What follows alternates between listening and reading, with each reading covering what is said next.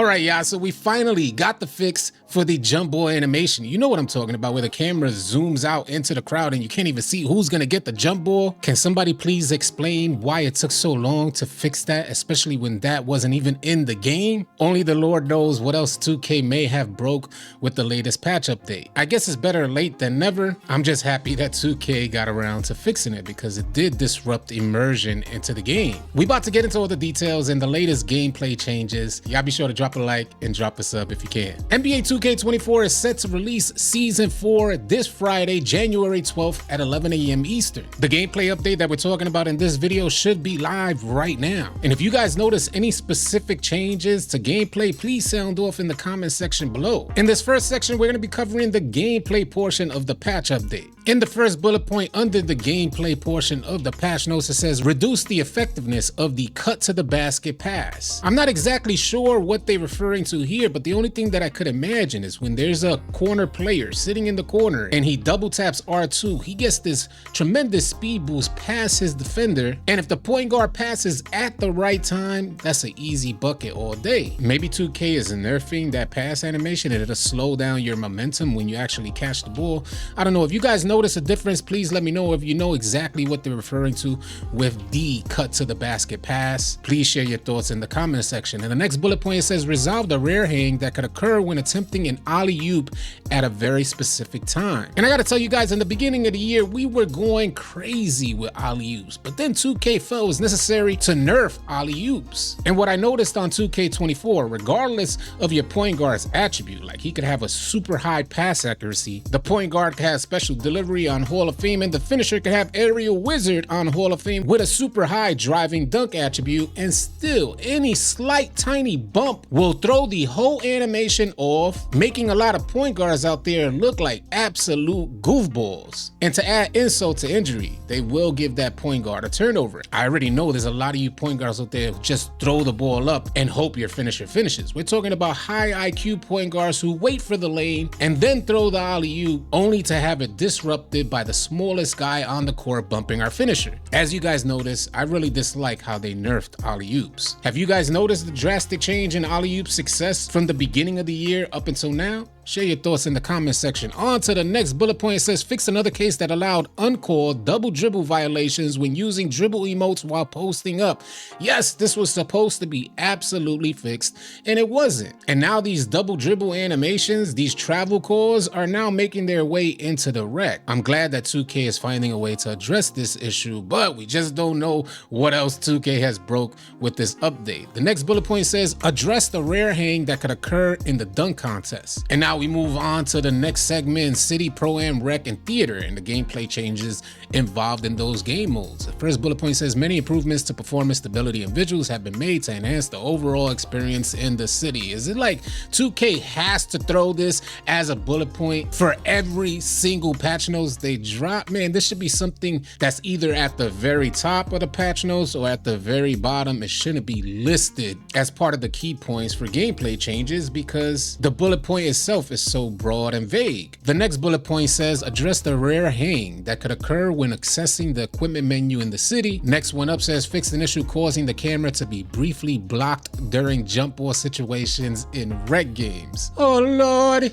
thank the good Lord for 2K fixing this. Finally, weeks upon weeks have gone by and the immersion breaking jump ball animations where the camera zooms out was still in the game. I bet you guys $100 out of your uncle's very own pockets. Had this issue have anything to do with VC, it would have been fixed ASAP. The next bullet point says the court status map can now be scrolled for full view while in shoot around on elite affiliation courts. Next one up says the default My Player camera can now be selected again once toggled away from during starting 5 games. And the last bullet point under the City, Pro-Am, Rec, and Theater patch notes is skill boosts including the additional turbo meter will now be properly utilized in starting 5 games. And now we move on to the segment of the patch notes covering MyCAREER MyCAREER, quests, and progression. The first one on the list says multiple fixes and adjustments have been made to improve the overall quest experience and ensure proper progression and quest completion throughout the mode. 2K, the ultimate fluff masters. Next bullet point on the list says resolve the hang that could occur when gameplay restarted too quickly following certain record-breaking cinematic sequences. The next one up says fix the rare progression blocker that could occur during the off-season when selecting a new team to sign with. And the last one on this list is resolve the timing-specific issue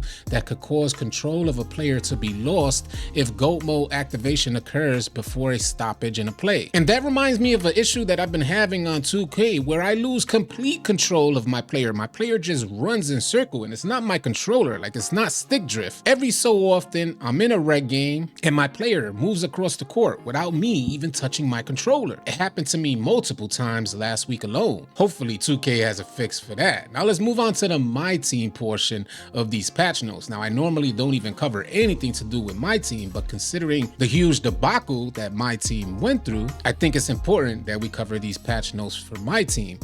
And the first bullet point says fix an issue that prevented some evolved or shoe/bash boosted player cards from receiving those boosts in triple threat online and co-op games. Pretty much saying if you guys had a badge or a shoe attached to your player that provided you guys with certain boosts, those boosts were not even applied during your online gameplay in the triple threat game mode. How many times have you guys played an online game mode, rec, pro-am, or the park and felt like your boost wasn't even applied during that game, missing wide open shots, missing wide open dunks or layups? I really wonder if this happens in other online game modes. The next bullet point says triple threat online co-op score overlay will no longer swap scores at the end of the game. Next one up says adjustments have been made to the audio for crowd reactions in the triple threat game modes. Next one up says when using the exchange from the duplicates or my collection menu, a delay has been added when using the short press and hold setting to avoid accidental exchanges. Next one up says address the conflict between coach boosts and dynamic duos in certain gameplay situations. Next one up says added support for additional card types like coach cards as collection rewards in the player market.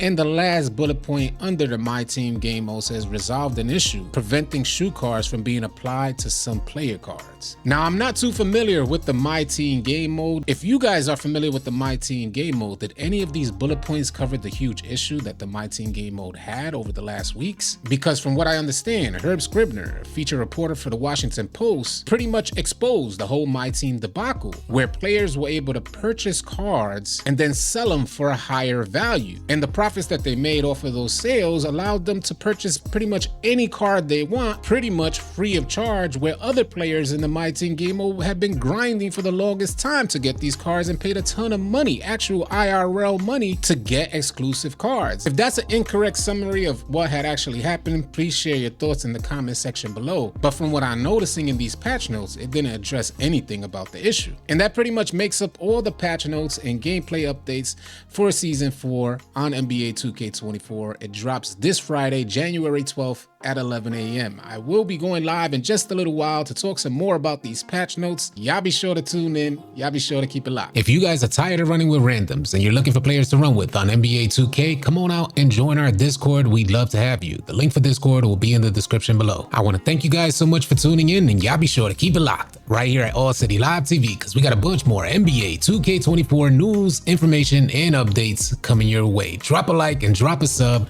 on your way out. I'll catch you guys on the next video or live stream. Easy, y'all.